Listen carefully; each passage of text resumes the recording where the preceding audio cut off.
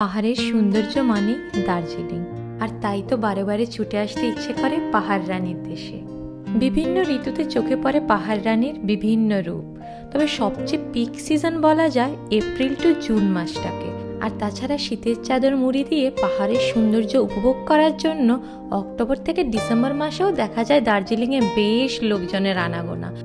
তো চলো তাহলে এই ব্লগে কলকাতা থেকে কি করে দার্জিলিং যাবে, কোথায় থাকবে, কোথায় ঘুরবে আর কতই বা খরচা হবে, সকল ডিটেলস শেয়ার করছি তোমাদের সঙ্গে। ভোর 4টায় উঠে অনলাইনে ক্যাব বুক করে আমরা বেরিয়ে পড়েছি হাওড়া স্টেশনের উদ্দেশ্যে। আর আমাদের এবারের destination queen of hill Darjeeling. এই ব্লগে আমি তোমাদের সঙ্গে 3 দিন 2 রাতের একটা দার্জিলিং ট্যুর প্ল্যান শেয়ার করব, যেখানে থাকবে তোমরা কিভাবে যাবে দার্জিলিং, কোথায় থাকবে দার্জিলিংয়ে, আর কোথায় কোথায় ঘুরে দেখবে দার্জিলিংয়ের বেস্ট জায়গাগুলো। তো এই ব্লগটাতে আমি চেষ্টা করব সকল ইম্পর্টেন্ট ইনফরমেশনগুলো খুবই সংক্ষিপ্ত আকারে তোমাদের সামনে তুলে ধরার। হ্যালো ফ্রেন্ডস, আমি তনয়া, ওয়েলকাম টু মাই চ্যানেল। কলকাতাতে প্রচণ্ড গরম পড়েছে, তো তাই আমাদের এবারের যাত্রা হচ্ছে দার্জিলিংয়ের উদ্দেশ্যে। আর আমরা যাচ্ছি হাওড়া টু এনজিপি বন্দে ভারত এক্সপ্রেসে করে। This was the first time আমাদের বন্দে ভারত এক্সপিরিয়েন্স।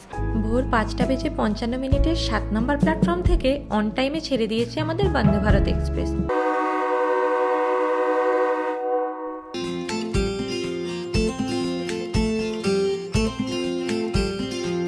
বন্দে ভারত এক্সপ্রেস ছাড়াও শিয়ালদা থেকে রয়েছে আরও বেশ কয়েকটি ভালো রাতের ট্রেন, যেমন Padatik express, Darjeeling mail, Uttarbanga express. Vande Bharat এক্সপ্রেসের আরও ডিটেইলড এক্সপিরিয়েন্স জানতে হলে আমার চ্যানেলে অলরেডি একটি ব্লগ আপলোড করা রয়েছে কলকাতা টু দার্জিলিংয়ের, তো আমি ডিসক্রিপশন বক্সে সেটা লিঙ্ক দিয়ে দেবো, তোমরা চাইলে চেক করে নিতে পারো। ফাইনালি 7.5 ঘন্টা জার্নি শেষে এবার আমরা পৌঁছে গেছি এনজিপিতে। আর এনজিপিতে নেমে দেখলাম এনজিপিতেও রয়েছে বেশ ভালো গরম, আর আমাদের এই ট্রিপটি হচ্ছে মে মাসের প্রথম উইকে।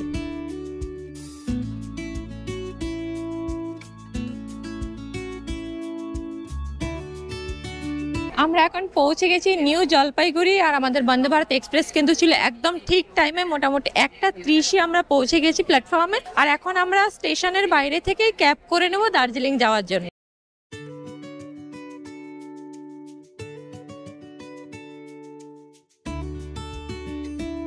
এনজিপি থেকে আমরা নিয়ে নিলাম 4 সিটার শেয়ারিং ক্যাব, যেখানে আমাদের 2 সিটের ভাড়া পড়েছে 1,500 টাকা। তার মানে 4 সিটারে পুরো ছোট গাড়িটির ভাড়া পড়বে 3,000 টাকা। বাট এটি খুবই রেয়ার অপশান যে ক্যাবে শেয়ার পাওয়া যায়, তো সেই ক্ষেত্রে রয়েছে 8 to 10 সিটের শেয়ারিং গাড়ির অপশান, যেখানে পার সিটের ফেয়ার পড়বে 250 to 300, 350 টাকার মতো সিজন অনুযায়ী ওঠানামা করে। তাছাড়া তোমরা চাইলে 40 টাকা অটো ফেয়ার করে চলে যেতে পারো শিলিগুড়ি বাস স্ট্যান্ড, এখান থেকেও রয়েছে 250-300 টাকার মতো করে শেয়ার গাড়ির অপশন। আর তাছাড়া চাইলে তোমরা বাসেও যেতে পারো। আর এছাড়াও এনজিপি থেকে দার্জিলিং যাওয়ার জন্য টয় ট্রেন তো রয়েছে। বাট আমি আমার ভিউয়ার্সদের একটাই কথা বলবো, এনজিপিতে নেমে কিন্তু রয়েছে প্রচুর ব্রোকার, যারা হচ্ছে তোমাদেরকে প্যাকেজ ট্যুর দিতে চাইবে। আমি বলবো এটা মোটেই বেস্ট অপশন নয়, তো দালালের খপ্পরে একদমই পড়বে না। নর্মালি ইউটিউব ব্লগ দেখে আরামসে তোমরা দার্জিলিংয়ের ট্যুর প্ল্যান করে নিতে পারো।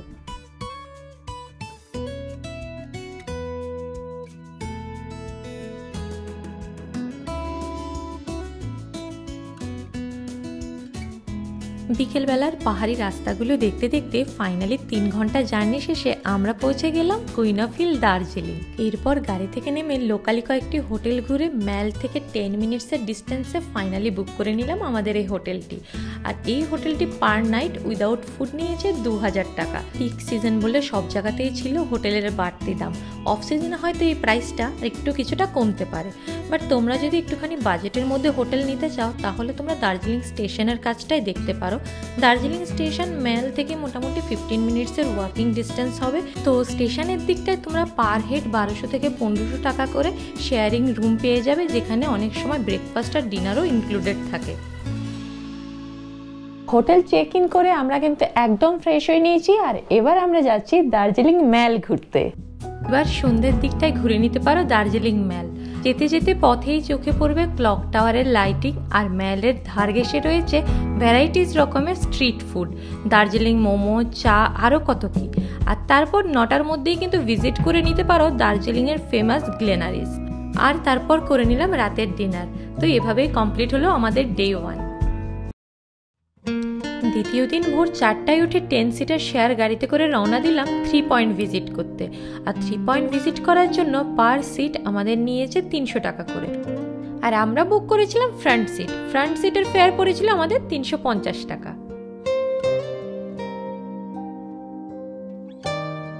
পঁয়তাল্লিশ মিনিটের দূরত্ব অতিক্রম করে ফাইনালি আমরা এসে পৌঁছালাম টাইগার হিল।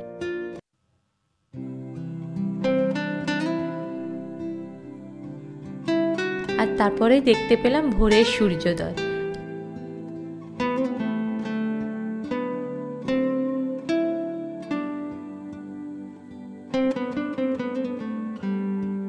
আধা ঘন্টা সময় টাইগার হিলে কাটিয়ে তারপর আমরা রওনা হলাম আমাদের নেক্সট গন্তব্যে। আর হ্যাঁ, টাইগার হিল থেকে এক্সিট করার সময় 70 টাকা পার হেড করে আমাদের টাইগার হিলের টিকিট কাটতে হয়েছিল। আমাদের নেক্সট ডেস্টিনেশন এবার ঘুম মনেস্ট্রি। কিন্তু ঘুম মনেস্ট্রি যাওয়ার পথেই দেখে নিতে পারো ভারতের সর্বোচ্চ উচ্চতায় থাকা স্টেশন ঘুম স্টেশন।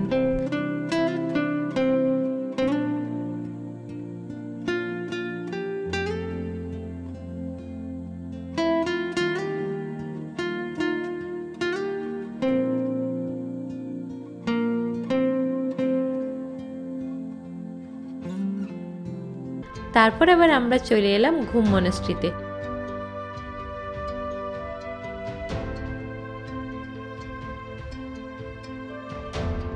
ঘুম মনেস্ট্রিতে এসেই দেখা মিলল তিব্বত থেকে আনা মাটি দিয়ে তৈরি 15 ফিট উচ্চতার গৌতম বুদ্ধ দেবের। কিন্তু এখন ঘুম মনেস্ট্রিতে রিপেয়ারিং এর কাজ চলছে, বাট তাও দেয়ালের চারধারে চোখে পড়ছে অসংখ্য সুন্দর কারুকাজ।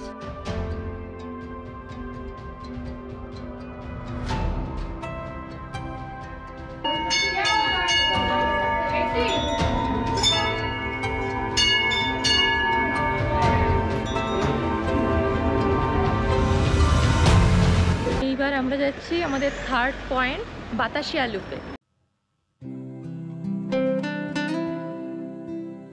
বাতাসিয়া লুপের প্রবেশ মূল্য 50 টাকা পার হেড। আর বাতাসিয়া লুপ থেকে কিন্তু ভাগ্য ভালো থাকলে কাঞ্চনজঙ্ঘারও দেখা পেতে পারো।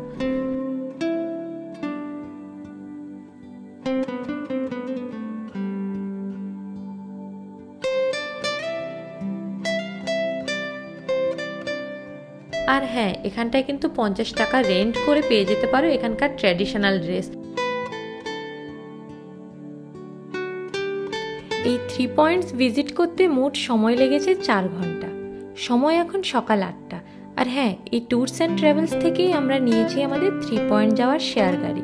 তোমরা চাইলে এখান থেকে অন্যান্য পয়েন্টের শেয়ার গাড়িও বুক করে নিতে পারো।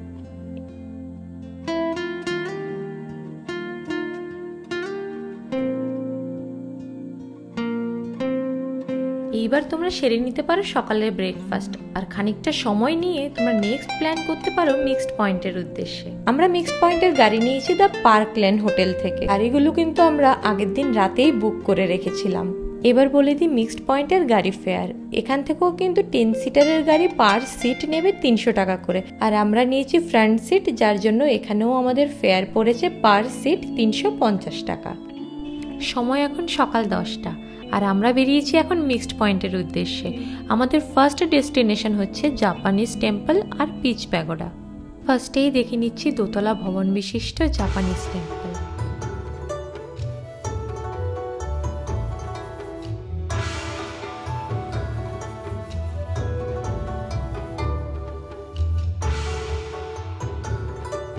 এবার নেক্সট পয়েন্ট হচ্ছে পিচ প্যাগোডা। এই জাপানিজ টেম্পল আর পিচ প্যাগোডা দুটোই কিন্তু রয়েছে একই প্লেসে।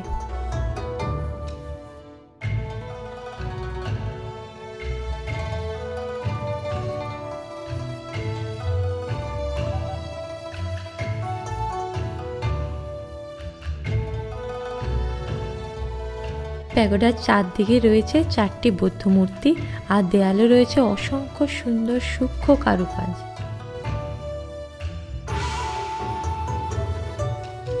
আমাদের নেক্সট পয়েন্ট হচ্ছে টি গার্ডেন। এখন আমরা চলে এসেছি আমাদের থার্ড পয়েন্টে, যেটা হচ্ছে টি গার্ডেন। আর টি গার্ডেন এসেই ফার্স্টে নিয়ে নিয়েছি এখানকার চা।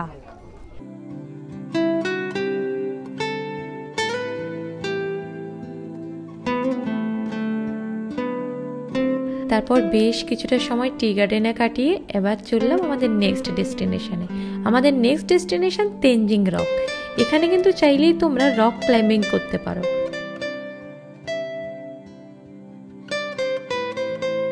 এবার চলে এলাম আমাদের লাস্ট ডেস্টিনেশনে, যেখানে একই জায়গাতে রয়েছে 3টি প্লেস, HMI, জু আর মিউজিয়াম।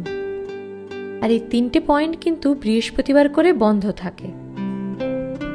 এইখানটা ভিজিট করতে গেলে প্রবেশ মূল্য লাগছে 110 টাকা করে পার হেড। আর সকল জায়গার এই টিকিট ফেয়ারগুলো কিন্তু আমাদের নিজেদেরকেই পে করতে হবে, এটা কিন্তু গাড়ির ফেয়ারের মধ্যে ইনক্লুডেড নয়।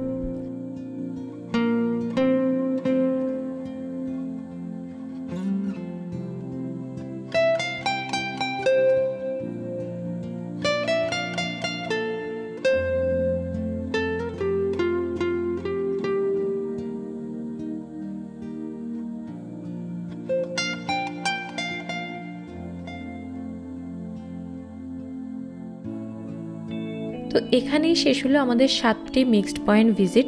তোমরা চাইলে রোপওয়ে ভিজিট করতে পারো, সেই ক্ষেত্রে ড্রাইভার তোমাদেরকে রোপওয়েতে ছেড়ে দেবে। রোপওয়েতে অনেকটা লাইন হয় বলে শেয়ার গাড়িগুলো অতক্ষণ ওয়েট করে না। তো এই যাত্রায় আমরা রোপওয়ে ভিজিট করিনি। এই মিক্সড পয়েন্ট ভিজিট করতে আমাদের টোটাল সময় লেগেছে 4.5 ঘন্টা থেকে 5 ঘন্টা। তো মোটামুটি 2:30 থেকে 3টের মধ্যেই তোমরা হোটেলে পৌঁছে যাবে। এরপর লাঞ্চ সেরে নিয়ে 2 ঘন্টার মতো রেস্ট নিয়ে চলে যেতে পারো ম্যালের দিকটাতে। এখানটায় রয়েছে মহাকাল মার্কেট, এনভিসিং মার্কেট, ম্যাল। তো এখান থেকে চাইলেই তোমরা শপিং করে নিতে পারো। শপিংয়ের উপরে আমার ফুল একটি ব্লগ চ্যানেলে দেওয়া রয়েছে, আমি সেটার লিঙ্ক ডেসক্রিপশন বক্সে দিয়ে দিচ্ছি।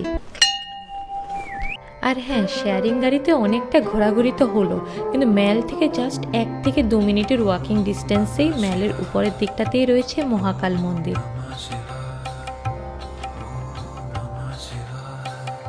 সারাদিন ঘুরে এবার অনেকটাই ক্লান্ত, তো সন্ধ্যের দিকে ম্যালে চা, মোমো এসব খেয়ে এবার কিন্তু ফিরে যেতে পারো রুমে গিয়েই ব্যাগ গুছিয়ে নিয়ে নিতে পারো আগামী দিনের ফেরার প্রিপারেশন। এমনি করেই করতে পারো ডে 2 এর প্ল্যান। নেক্সট এবার ডে 3, আর এবার আমাদের ফেরার পালা। বাট তোমরা যদি ফিজিক্যালি ফিট থাকো তাহলে ম্যাল থেকে 25 মিনিটের ওয়াকিং ডিস্টেন্সেই রয়েছে হ্যাপি ভ্যালি টি স্টেট। তো এই টি স্টেটটি ভিজিট করে নিতে পারো। এই টি স্টেটটি ভিজিট করতে তোমাদের মোট সময় লাগবে 1.5 থেকে 2 ঘন্টা। দার্জিলিংয়ের সাইট সিইংয়ের প্লেসগুলো আরও ইন ডিটেলে জানতে হলে চ্যানেলে একটি ব্লগ অলরেডি আপলোড করা রয়েছে, ডেসক্রিপশন বক্সে সেটির লিঙ্ক পেয়ে যাবে।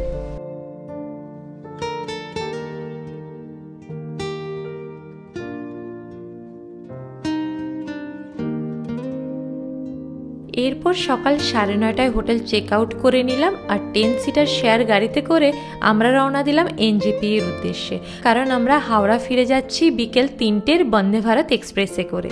ফেরার দিন কিন্তু অবশ্যই ট্রেন টাইমিংয়ের মিনিমাম 5 থেকে 5.5 ঘন্টা আগেই তোমরা এনজেপির উদ্দেশ্যে রওনা দেবে। এইবার আমি তোমাদের সঙ্গে একটা অ্যাপ্রক্সিমেট বাজেট ট্রিপের ক্যালকুলেশন শেয়ার করছি। ট্রেন কস্টিং কমাতে আগের দিন রাতেই তোমরা শিয়ালদা থেকে নিয়ে নিতে পারো দার্জিলিং মেইল বা পদাতিক এক্সপ্রেস বা উত্তরবঙ্গ এক্সপ্রেস, যেখানে ট্রেন কস্টিং পড়বে 360 টাকা। তো 360 টাকা করে আপ ডাউন ফেয়ার দাঁড়াচ্ছে 720 রুপিস। দেন এনজেপি টু দার্জিলিং আর দার্জিলিং টু এনজেপি শেয়ার গাড়ির ভাড়া যদি 300 টাকা ধরি, তাহলে আপ ডাউন ভাড়া হচ্ছে 600। আর হোটেল কস্টিং 1 ডে যদি 1200 টাকা ধরে নিই, তাহলে 2 দিন দাঁড়াচ্ছে 2400 টাকা। এবার একজনের 3 দিনের ফুড কস্টিং ধরে নিচ্ছি আনুমানিক 1000 টাকা। আর রইল বাকি সাইট সিং। তো 600 টাকা শেয়ার গাড়িতেই কমপ্লিট হয়ে যাবে 3 পয়েন্ট আর মিক্সড পয়েন্টের সাইট সিং। তাহলে টোটাল ক্যালকুলেশন দাঁড়াচ্ছে 5320 টাকা। তার মানে আনুমানিক 5500 টাকা লাগছে একজনের দার্জিলিংয়ের বাজেট ট্রিপ করতে। আমি এখানে একটা অ্যাপ্রক্সিমেট ক্যালকুলেশন দিয়ে দিলাম, এবার তোমরা তোমাদের সুবিধা অনুযায়ী কস্টিং বা দিনগুলো সাজিয়ে নিতে পারো। তো এই ছিল দার্জিলিংয়ের সম্পূর্ণ ভ্রমণ তথ্য। তোমাদের যদি ব্লগটি ভালো লেগে থাকে তাহলে অবশ্যই like, comment, share and subscribe করে দিও।